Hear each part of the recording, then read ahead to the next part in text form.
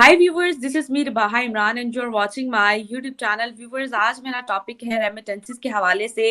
World bank की एक report शाया होती है जिसमें रेमिटेंसेस के हवाले से रिपोर्ट आती है और जिसमें पाकिस्तान में जो इस ईयर रेमिटेंसेस आएंगी 29 बिलियन डॉलर्स, जबकि अगर चाइना की बात करें तो 51 बिलियन डॉलर्स और इंडिया की बात करें तो इंडिया में 100 बिलियन डॉलर्स की रेमिटेंसेस इस ईयर आई हैं। तो ये एक रिपोर्ट है, इस हवाले से आज हम डिस्कशन करने वाले हैं और हमारे पास जो है एक्सपर्ट्स मौजूद हैं। एक इंडिया से रोहित शर्मा जी और दूसरी पाकिस्तान से हमारे साथ मौजूद हैं। आईटी फर्म है इनकी, अली रजा शाकिर साहब हमारे साथ मौजूद हैं। इनकी आईटी फर्म्स हैं जो कि न्यूयॉर्क में भी है, पाकिस्तान में भी है और दुबई में भी है। इनसे आज हम जानने की कोशिश करेंगे कि रेमिटेंसेस जो है पिछले ईयर की बात करें तो 31 बिलियन डॉलर्स थी, जबकि इस ईयर जो है वो 29 बिलियन डॉलर्स है। सर बताइएगा हमारे व्यूवर्स को। सबसे पहले तो बहुत शुक्रिया कि आप दोनों ने हमारी प्रोग्राम में शिरकत की और व्यूवर्स के लिए टाइम निकाला। सर बताइएगा व्यूवर्स को कि आखिर क्या वजह है कि पाकिस्तान में वो जो फ्लो है रेमिटेंसेस का ईयरली गिरता जा रहा है। First of all, thank you very much, and welcome to the panelist Rohit Shah, Rabiha.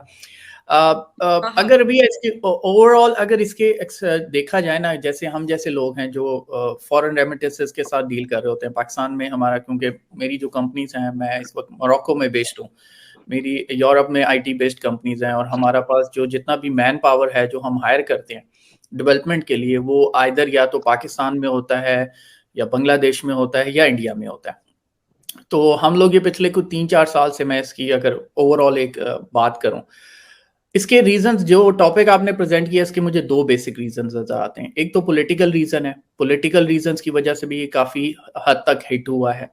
जहां पाकिस्तान के पॉलिटिकल इश्यूज की और कंसर्न्स की बात करें, स्पेशली अगर आईके की हम बात करें, इमरान खान साहब की, तो उनका नैरेटिव जो इस वक्त 1 साल पिछले 1.5 साल से फॉरेन रेमिटेंसेस के हवाले से रहा है, अपने फॉरेन जो उनके फॉलोअर्स हैं उनके हवाले से जो उनकी अपील रही है, उसका एक बहुत बड़ा हाथ है। दूसरा जो बेसिक रीजन समझ आता है वो हमारी बिजनेस अप्रोच है ओवरऑल पाकिस्तान की।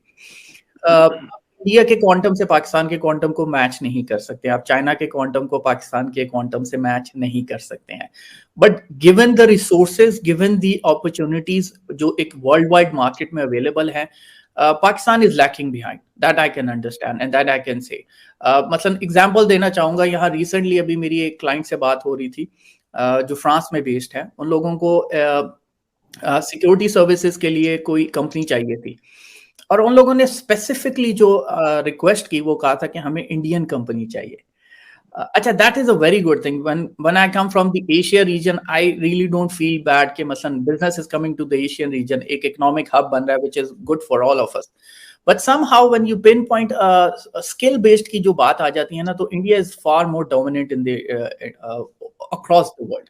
सो ये एक बहुत बड़ा इशू है, जो पहला। दूसरा रीजन मैं आपको बताऊंगा, और तीसरा रीजन है डायनामिक्स ऑफ बिजनेस। मतलब आपको बताऊं, मैं इस वक्त कासाब्लंका में बेस्ड हूँ, मुझे यहाँ इस वक्त 6 इंडियन रेस्टोरेंट्स मिलते हैं जो इस वक्त कासाब्लंका के अंदर हमें इंडियन कुजीन और एशियन कुजीन सर्व कर रहे हैं, ठीक है। बट आपको एक भी पाकिस्तानी रेस्टोरेंट नहीं मिलता, आपको एक भी मैंने बांग्लादेशी रेस्टोरेंट नहीं देखा। But they are 6 different Indian cuisines. मतलब ये एक बहुत छोटी सी एग्जांपल मैं आपको बता रहा हूँ। सो इन ये छोटे छोटे माइनर से पॉइंट्स होते हैं जो एड अप करके इतना फैक्टर चला जाता है। But coming back to your point, sorry मैं डाइग्रेस कर गया था थोड़ा टॉपिक से।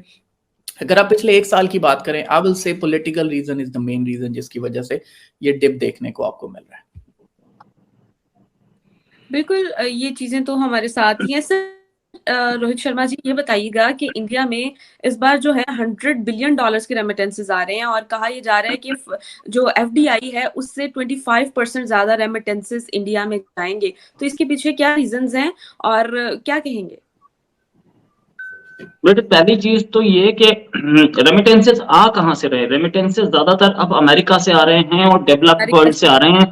पहले ये गल्फ से आया करते थे। अब रेमिटेंसेस में अगर आप देखें तो गल्फ में हम ब्लू कॉलर्ड लेबर भेजते हैं, और अमेरिका में या कनाडा में हम लोग पढ़े लिखे एजुकेटेड क्लास इंजीनियर्स, डॉक्टर्स, ये लोग भेजते हैं, हमारे पास से जाते हैं, और वो लोग ब्लू कॉलर लेबर को वीजा देते भी नहीं है।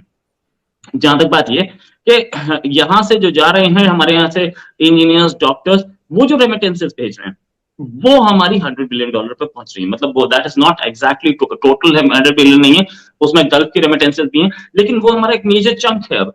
तो अगर हम बोले तो हम लोगों ने जो पिछले 70 साल में इन्वेस्ट किया इन एजुकेशन सेक्टर में, वो आज हमें रिजल्ट्स दे रहा है। और आज ही नहीं दे रहा था, इससे पहले भी दे रहा था, आज ही फिगर आई है, इससे पहले भी आ रहा था, आज ये $100 बिलियन टच किया है। पहली चीज। दूसरी चीज ये कि हमारे जो एक डायस्पोरा है अमेरिका में, जो अभी आज से अगर 30 साल पहले बोले तो हम लोग तो सोवियत ब्लॉक में थे, और अमेरिका हमारे पास से बहुत कम लोग जाते थे। हम तो सोवियत यूनियन को बहुत मतलब महान मानते थे कि सोवियत यूनियन हमारा ग्रेट है, हमारा दोस्त है।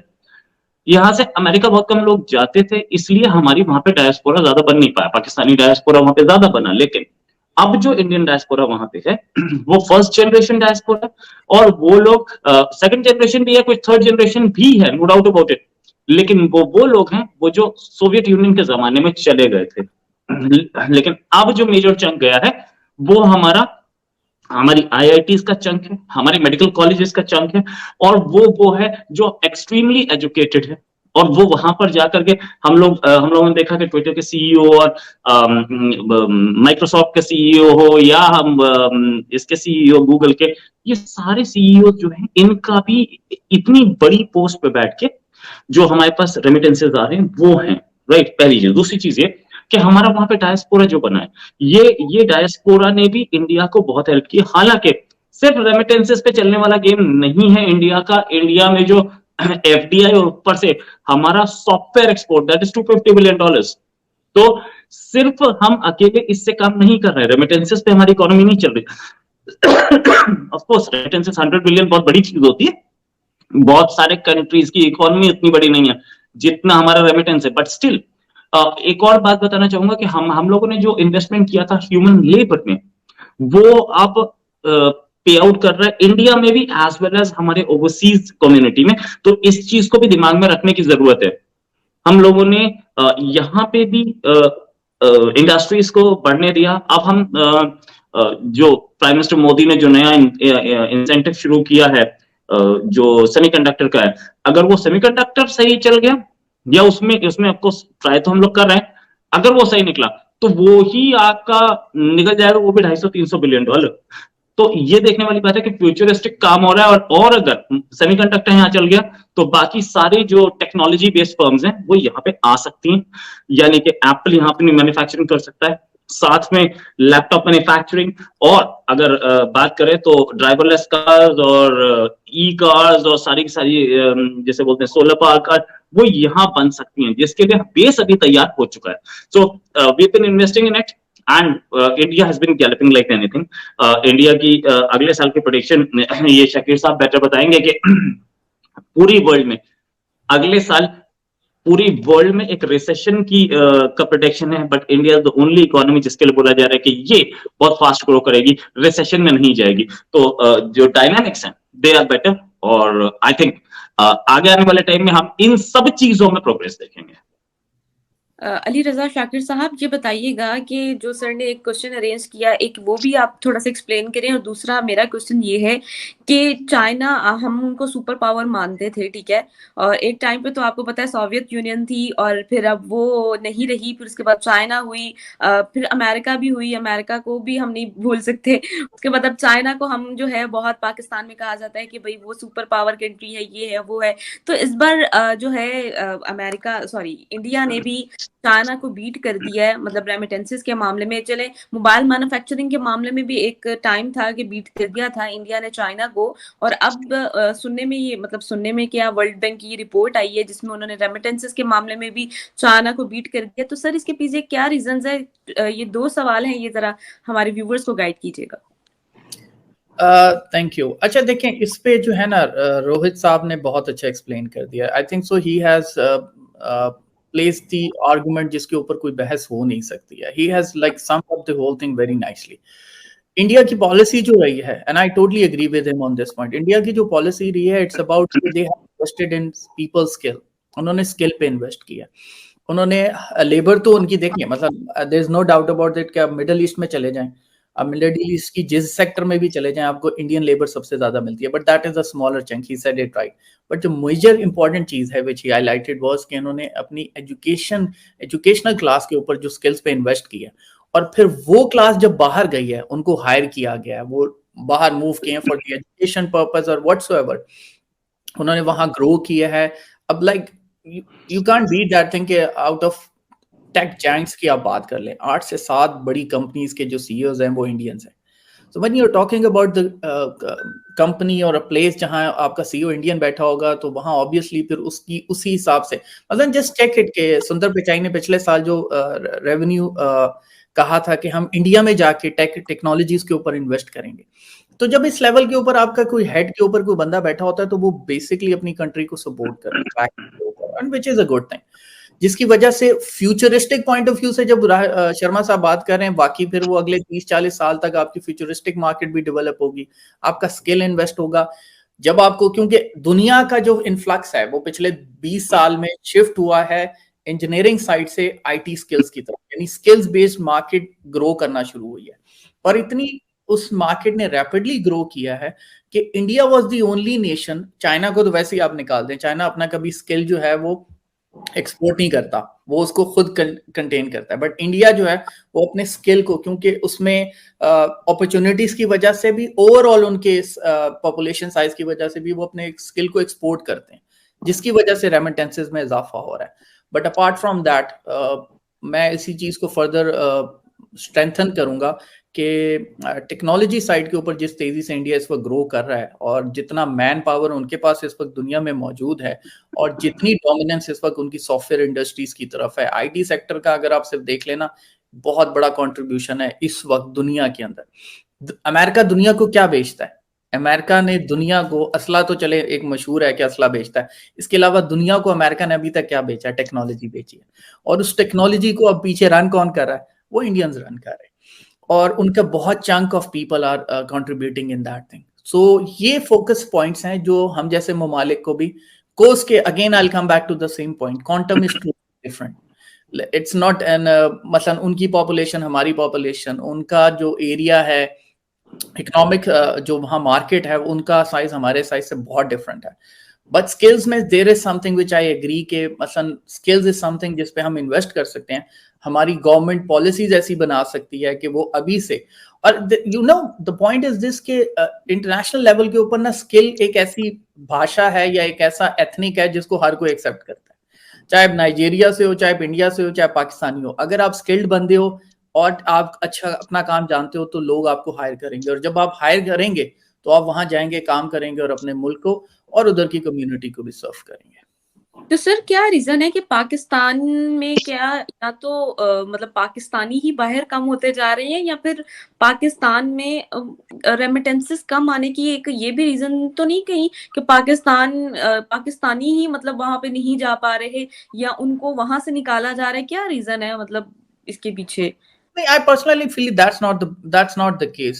That can be the case in few factors के पिछले 20 साल में हम पाकिस्तानियों पे जिस तरह से टेररिस्ट होने का एक फैक्टर रहा है, जिसकी वजह से आई एग्री कि जितना स्टूडेंट, इंडियन स्टूडेंट बाहर जाता है पढ़ना, इतना पाकिस्तानी स्टूडेंट बाहर नहीं जाता, which is one of the reason which I can understand. But ये कोई एक आज की दुनिया में 2005 और 2008 के बाद ये कोई एक रीजन नहीं है जिसकी बेस के ऊपर आप कह सकें कि जिसकी वजह से रेमिटेंसेस नहीं आ रहे हैं। मुझे अच्छी तरह याद है, आज से 2 साल पहले Pakistan was growing rapidly, exponentially IT exports के हवाले से, कि सॉफ्टवेयर ने जो फॉरेन रेमिटेंसेस थे उनके अंदर उसका बहुत मेजर कंट्रीब्यूशन था। बट अनफॉर्चुनेटली, क्योंकि मैं अभी पिछले 4 माह पहले ही पाकिस्तान में ही था, तो आई हैव सीन दैट कि जो गवर्नमेंट का भी फोकस इस चीज के ऊपर इन्वेस्ट करने का कि स्किल्स को एनहांस किया जाए, और आप अपने स्किल्स, लेबर स्किल को आगे प्रमोट करो कि लोग, कंपनीज उनको हायर करें। इसके अलावा जो आपकी मेंटर्स होते हैं ना, जैसे फॉर एग्जांपल, एक एग्जांपल मेरे ज़हन में ये है, सुंदर पिचाई को देख के पता नहीं कितना बच्चा होगा बैंगलोर रीजन का जो चाहता होगा कि मैं गूगल का सीईओ बनूं, तो उसके सामने एक रोल मॉडल है, उसके सामने एक चीज है। मुझे आप बताएं पाकिस्तान में ऐसा कौन सा रोल मॉडल है जिसके पीछे हम कहें कि हमें इस तरह का बनना है? आप पाकिस्तान इस वक्त लाहौर बड़े शहर में चले जाएं, आपको बताएं ये जितने भी इस वक्त लोग स्किल बेच रहे हैं वो क्या बेच रहे हैं? वो अमेज़न की दुकान बेच रहे हैं। यानी कितने लोग हैं जो डेवलपर बनना चाहते हैं, जो सॉफ्टवेयर इंडस्ट्री के अंदर आना चाहते हैं, जो एआई की तरफ जाना चाहते हैं, कितना लोग है? हर बंदा जो है वो अमेज़न की दुकान खोलना चाहता है और उसकी मेजर रीजन वहाँ के मेंटर्स हैं, उनका एक तरीका है अपना मंजन बेचने का। ये छोटे-छोटे फैक्टर्स हैं जो इसमें कंट्रीब्यूट कर रहे हैं और obviously again I won't say कि आप उसको कंपेयर नहीं कर सकते हैं, but in my opinion to be honest, because अभी भी आप मार्केट में चले जाओ, आपको जज का कोई प्रोफेशनल लेवल का ना मेंटर मिलता है और ना ही कोई डेवलपर मिलता है। अच्छा अली रजा, ये बताइएगा कि हम क्या पाकिस्तान आने वाले टाइम में रेमिटेंसेस के मामले में कभी मतलब ठीक हो पाएगा? मतलब पाकिस्तान की जो कंडीशन, करंट सिचुएशन चल रही है, और क्या फ्यूचर देख रहे हैं आप पाकिस्तान का? मैडम, यहाँ पे मैं कुछ बोलना चाहूंगा। Yes sir. पहली चीज ये कि रेमिटेंसेस पे कंट्री चले ही क्यों? कंट्री को उस लेवल पे आना चाहिए जो आपके प्राइम मिनिस्टर ने अभी कुछ दिन पहले बोला था कि हमें आईटी पे फोकस करना चाहिए, हमें फोकस करना चाहिए अपनी प्रोडक्शन पे, ताकि हम एक्सपोर्ट करें। रेमिटेंसेस कभी भी उस मनी ऑर्डर इकोनॉमी कभी भी किसी कंट्री को ऊपर नहीं ले जा सकती। मतलब आपने अपनी अपनी कंट्री को उस लेवल पे ला दिया है जहां पे आपके कंट्री के लोग आराम से खाना चाहते हैं, आराम से सोना चाहते हैं, और काम करे वो जो बाहर चला गया वहां से डॉलर आ जाएगा। यार वो लेवल, ये किसी भी राइजिंग इकोनॉमी का एक वो नहीं होता है, अच्छा इंडिकेशन नहीं होता है। मैंने ये भी बताया था आपको कि $100 बिलियन पे रेमिटेंसेस हैं, लेकिन $250 बिलियन पे हमारे सॉफ्टवेयर एक्सपोर्ट्स हैं और हमारे पास दूसरे एक्सपोर्ट्स भी हैं। अब आगे बात करते हैं। जहां तक बात ये कि कहां फंडामेंटली पाकिस्तान चूक गया, अली रजा साहब ने एक बहुत सही बात बोली कि कौन सा ऐसा आदमी है जिसको पाकिस्तानी यूथ अपना हीरो समझे। सुंदर पिचाई दिखाया। जब आपके प्राइम मिनिस्टर बोलेंगे अपने पार्लियामेंट के अंदर कि ओसामा बिन लादेन शहीद थे, तो उसी को तो आपका यूथ आइकनाइज करेगा, उसी को तो। पाकिस्तान एक राइजिंग इकोनॉमी थी 1980s तक और बड़ी वाइब्रेंट इकोनॉमी थी। एक कंट्री जिसको एक कैपिटल की जरूरत पड़ी और उसने एक पूरा शहर बसा दिया। 8 लेन हाईवेज एशिया में सबसे पहले कहां आए थे? ये उस वाइब्रेंट इकोनॉमी को आज इस लेवल तक लेके कौन आया, ये सोचना बहुत जरूरी है। जैसे ही पाकिस्तान इस्लाम के रास्ते पे चलना शुरू हुआ और इस्लाम के नाम पे जो पैसा आना शुरू हुआ, उससे मकान खरीदे जाने, फार्म हाउसेस खरीदे जाने शुरू हो गए यूरोप में और अमेरिका में, तो पाकिस्तान को तरक्की का रास्ता, प्रोग्रेस का रास्ता छोड़ के लोगों को इस्लाम का रास्ता दिखाना शुरू कर दिया गया। मदरसों पे ध्यान आया। 80s का दौर जो था वो अमेरिका का दौर था, no doubt about it. America का पूरा इन्फ्लुएंस में पाकिस्तान घूम रहा था। क्यों? क्योंकि अमेरिका से डायरेक्ट पैसा आ रहा था।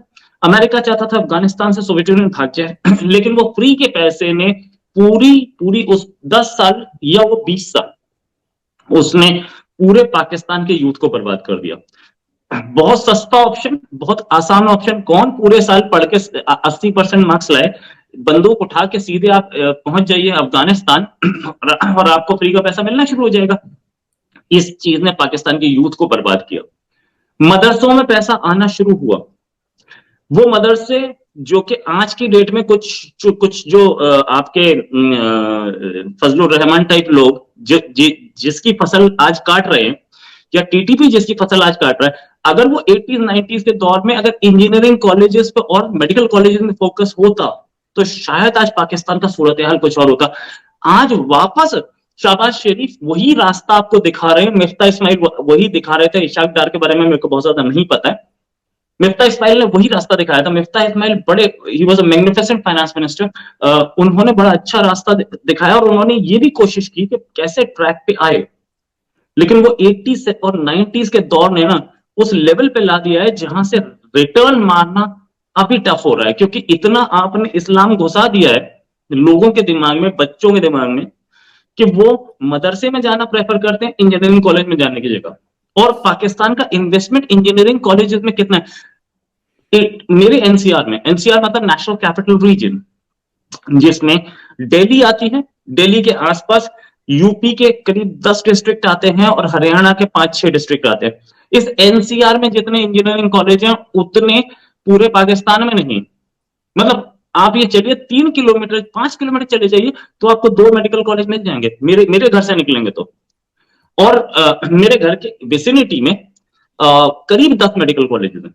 सॉरी 10 इंजीनियरिंग कॉलेजेस हैं। पाकिस्तान में इतना प्राइवेट इंजीनियरिंग कॉलेजेस नहीं खोले गए। पहली चीज, पैसा है पाकिस्तान के पास, लोग पढ़ा सकते हैं। आप लोग महंगी कारें खरीद रहे हैं तो बच्चों को इंजीनियरिंग क्यों नहीं करवाएंगे भाई? करवा सकते हैं, इंजीनियरिंग कॉलेजेस खोलने चाहिए थे ना। आपके पास फार्म हाउस खरीदने के लिए पैसा है, बच्चे को इंजीनियरिंग कराने के लिए कहां भेजना है? Canada, Europe. अरे आपके कंट्री में अच्छे इंजीनियरिंग कॉलेज होते तो कोई कनाडा यूरोप क्यों जाएगा भाई? ये इंफ्रास्ट्रक्चर पैदा नहीं होने दिया गया या पैदा नहीं किया गया। रीजन, अगर बच्चे पढ़ जाएंगे तो वो अलकायदा में कौन जाएगा? ये प्रॉब्लम इसने बर्बाद किया पाकिस्तान को। आई थिंक अली रजा साहब इससे इत्तेफाक रखें यार, बट मेरी एनालिसिस ये थी मैम। सर आप क्या कहना चाहिए इस हवाले से, और पाकिस्तान का फ्यूचर आप क्या देख रहे हैं? मैं कुछ बातों में शर्मा साहब से एग्री करूंगा, बट काफी बातों में इनसे मैं डिसएग्री करूंगा। असल में ये जो एक नैरेटिव होता है ना पाकिस्तान की यूथ के हवाले से, देखिए दो चीजों को मैं यहाँ थोड़ा सा आर्गुमेंट अपना प्लेस फॉरवर्ड करना चाहूंगा कि इस वक्त पाकिस्तान उन ममालिक में से है जिसकी जो पॉपुलेशन है उसकी 65% जो है ना वो यूथ है। मेरी पैदाइश है 1984 की, ठीक है, जब ये जो मसलन, बट मेरी मेमोरीज में ऐसी कोई भी चीज नहीं है। मैं एक जैसे कहते हैं ना अर्बन सिटी का बॉर्न एंड ब्रॉट अप हूँ, मेरी एजुकेशन वहाँ है, मैंने फिर आगे ट्रैवल किया है, दुबई में रहा हूँ and then different countries across the globe.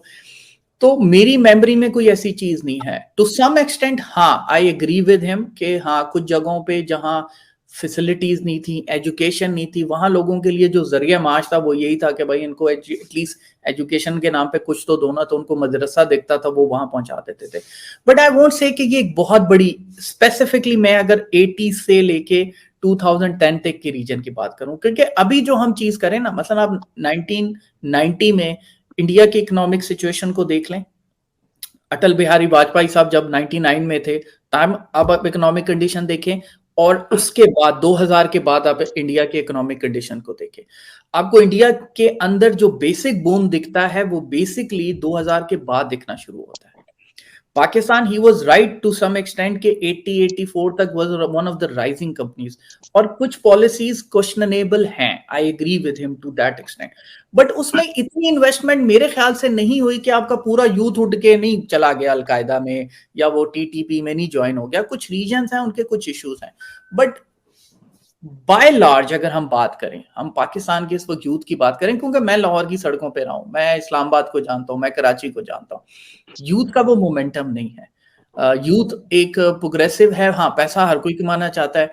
जो चीज मुझे लगता है जिसकी वजह से हमें अभी तक जो नुकसान हुआ है, जो हमने खेती, जो शर्मा साहब कह रहे हैं जो हमने बोई थी जिसका हमें सही फायदा नहीं हुआ, वो ये था कि हमारे पास गाइडेंस नहीं थी उस एरा के अंदर, लोगों ने बताया नहीं। मतलब आपको भी पता होगा रबिया के 2004-5 में एमबीए का सीजन स्टार्ट हुआ था, हर कोई तीसरा चौथा बंदा एमबीए करना शुरू हो चुका था।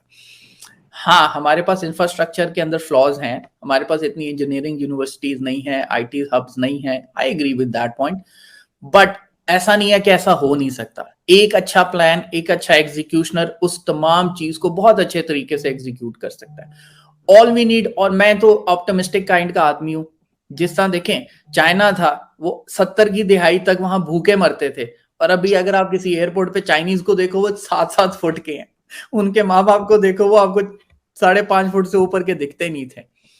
70 की बात कर रहे हैं ना, आज से 40 साल पहले की बात कर रहे हैं। तो 40 साल में एक नेशन ने अगर अपने आप को बदल लिया, राइट अप्रोच अपना के, तो हम भी ये कर सकते हैं। That's not far from not impossible to achieve.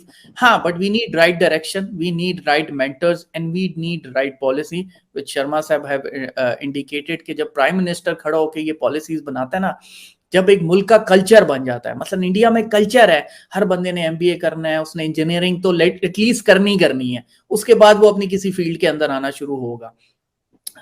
तो वो चीजें हमें अपने कल्चर के अंदर लेके आनी पड़ेंगी, उसकी इंपॉर्टेंस को बिल्ड करना पड़ेगा।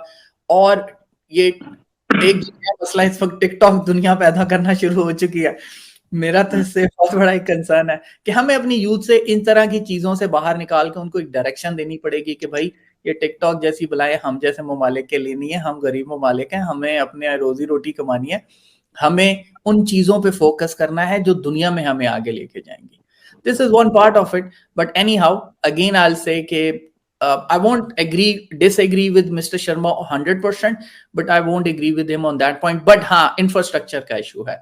और मैं जो दूसरा पार्ट है मेरा, क्वेश्चन थोड़ा सा आंसर थोड़ा सा लंबा हो गया।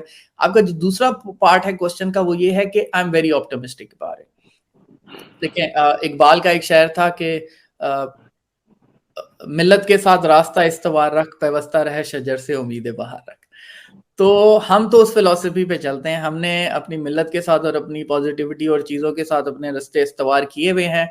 हाँ, कुछ मुश्किलात इस वक्त हम फेस कर रहे हैं, और हम इसमें से निकल भी आएंगे, पॉलिसीज भी बन जाएंगी। क्योंकि ग्राउंड लेवल के ऊपर जब मैं बात करूं, मैं इंटरनेशनल या नेशनल स्केल की बात नहीं कर रहा, बट ग्राउंड लेवल पे मुझे ऐसे बहुत लोग मिलते हैं जो लोगों को राइट गाइड भी कर रहे हैं, जो उनको एजुकेट भी कर रहे हैं और उनको सही डायरेक्शन भी दे रहे हैं। So with that thing I am hopeful कि इंशाल्लाह within next decade we will be one of those people जो अच्छे लेवल के ऊपर अपनी स्किल्स को, क्योंकि दुनिया अब जो है वो मैन्युफैक्चरिंग प्रोडक्ट्स को कम एक्सपोर्ट करती है, अपनी स्किल्स को ज्यादा एक्सपोर्ट करती है, तो हम अपने स्किल्स को भी एक्सपोर्ट कर सकेंगे।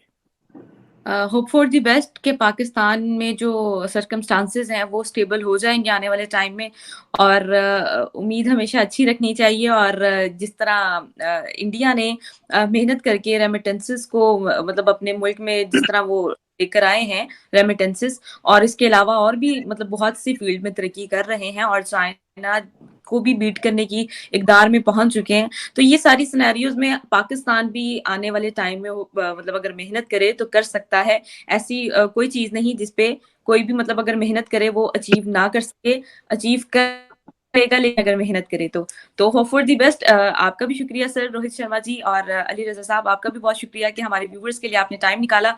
इस तरह की डिबेट जो है वो कंटिन्यू रहेगी। मुझे दें इजाजत, अपने व्यूवर्स को दें इजाजत। Thank you so much.